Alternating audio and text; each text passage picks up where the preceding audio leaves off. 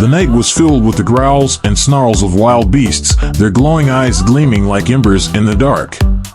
The temperature had dropped drastically, and a cold, otherworldly frost filled the air. Ira sat atop the black iron horse, gripping the Blaze Frost celestial sword, his heart beating in sync with its icy fire. Around him, twisted creatures, bears, tigers, and lions, encircled, their hunger unnatural, as they had been warped by Bree's dark energy. Ira's gaze met Bree, who stood with a smug smile, watching the chaos unfold. Nimigus hovered beside him, radiating dark energy. Despite the frost emanating from Ira's sword, Bree and Nimigus remained unfazed. The first beast, a hulking bear, lunged at Ira, but the black iron horse struck with powerful hooves, sending the bear staggering back.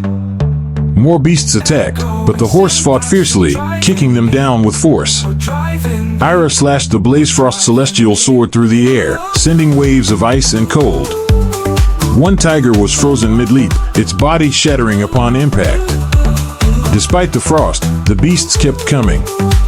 Ira, feeling the energy of Marduk and the power of the sword, swung again, freezing more creatures. With a grim determination, he prepared to end the battle, his sword glowing with a deep, ancient frost. With a roar, Ira slashed the Blaze Frost celestial sword downward, unleashing an ice storm that swept across the battlefield like a tidal wave. The cold was unbearable, freezing the beasts charging toward him. One by one, they fell, their bodies encased in ice, unable to withstand the fury of the storm. The remaining creatures retreated, their ferocity dimmed by the overwhelming cold. The battlefield fell silent, with only the crackling of ice breaking the stillness. Ira sat atop the black iron horse, breathing steadily despite the intense cold. He had driven back the beasts, but the frost still lingered, chilling the air. Bree, Nimigus, and their allies remained unaffected, their dark energy and stoic composure unfazed by the storm.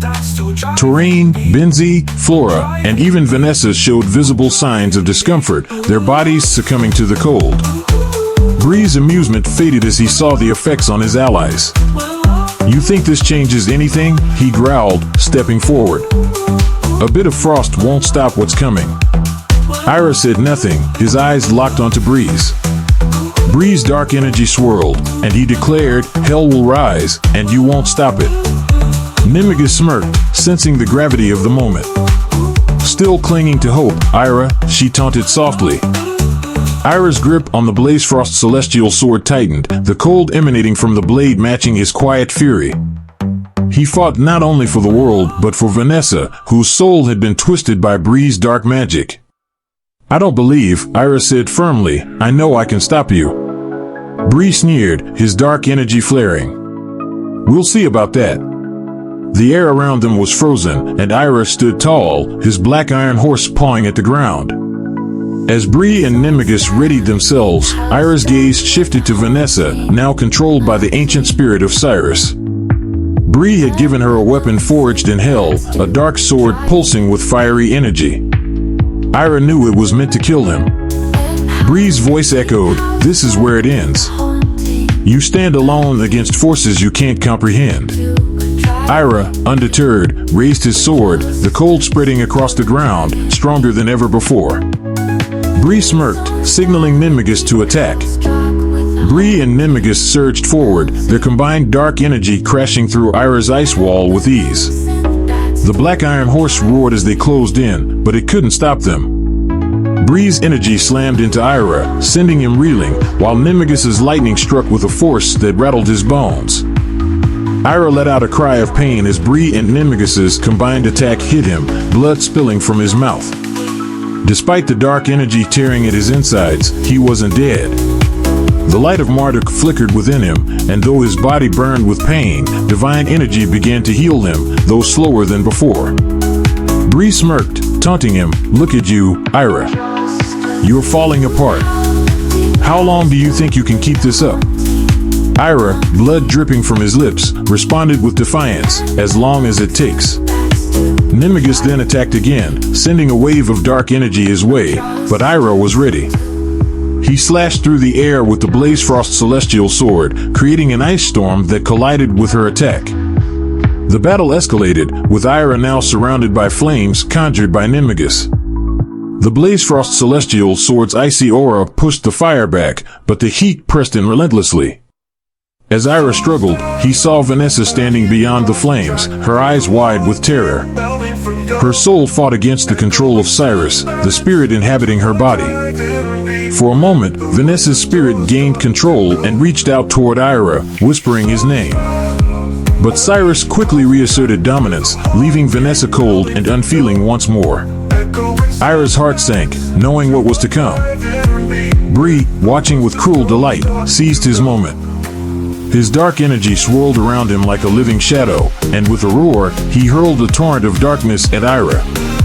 The shadow struck him squarely in the chest, sending him flying off the black iron horse. The impact was like being hit by a mountain, and Ira crashed into the frozen ground. His breath left him in a painful gasp, his body trembling with effort as he tried to lift his head. Blood trickled from his mouth, and he felt the darkness closing in around him. Bree laughed maliciously, his voice filled with triumph. Ira, this is the end. Not even the light of Marduk can save you now. Ira's fingers brushed the Blazefrost Celestial Sword, but before he could grasp it, Vanessa appeared. However, it wasn't truly her. Cyrus's spirit had reclaimed her body. With Bree's dark energy lifting her, Vanessa, controlled by Cyrus, flew toward Ira, holding the hellish blade Bree had given her. At Bree's command, Vanessa moved with terrifying speed, the blade descending toward Ira. Time slowed. Ira hesitated, unable to strike at the woman he loved. In that moment, the sword pierced his chest, and he gasped in pain. As the darkness consumed him, Ira looked up at Vanessa, a sad smile on his lips. Vanessa, don't cry, he whispered. Vanessa, horrified at what she had done, trembled and sobbed. Bree, grinning, stepped forward. I wanted you to see this, Vanessa. You killed him.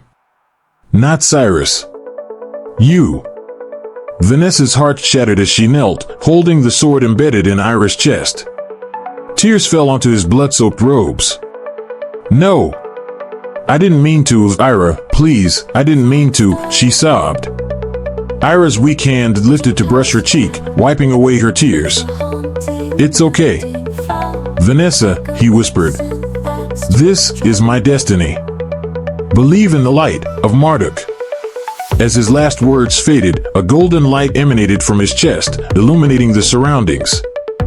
Thunder rumbled, and the storm seemed to mourn his death. Vanessa trembled, her hand still clutching the hilt of the sword, her tears mingling with Ira's blood. No. Ira. I'm so sorry, she whispered. Ira's expression was serene as he accepted his fate. It's not your fault.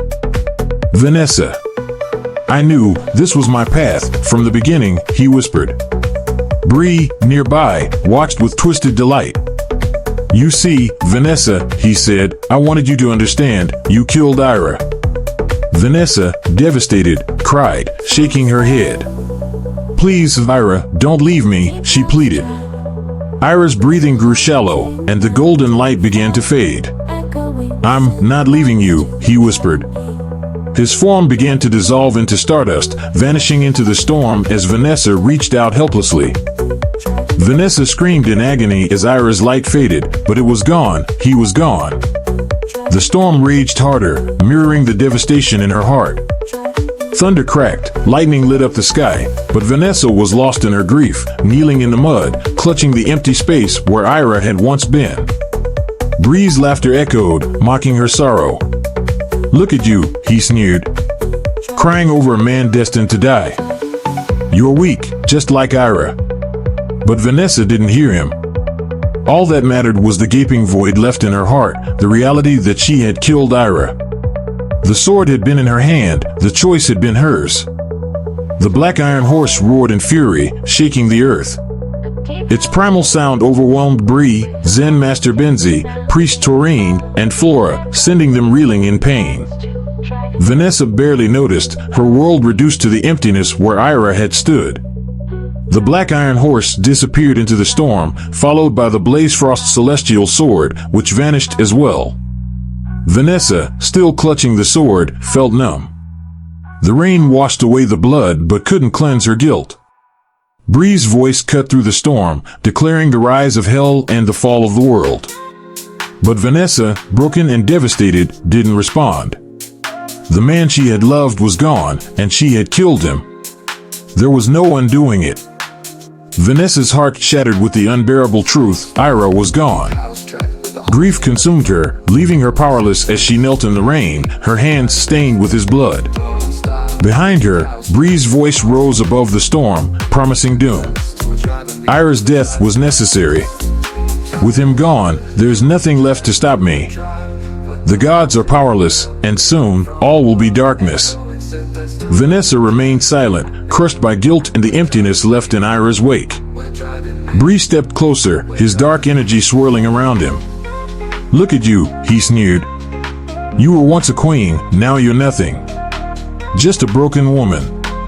Vanessa's hands trembled as she looked at the sword that had killed Ira. It felt insignificant now, swallowed by the weight of her loss. Bree's mocking words continued, "You'll stay here, watching everything burn, alone in the ashes." In her despair, a memory stirred, a whisper from Ira: "Believe in the light of Marduk.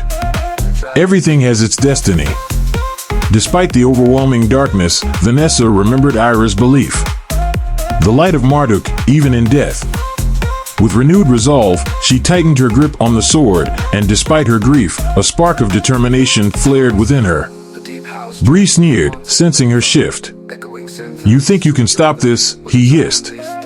Vanessa, her gaze hardening, stood tall. "Ira believed in the light," she whispered.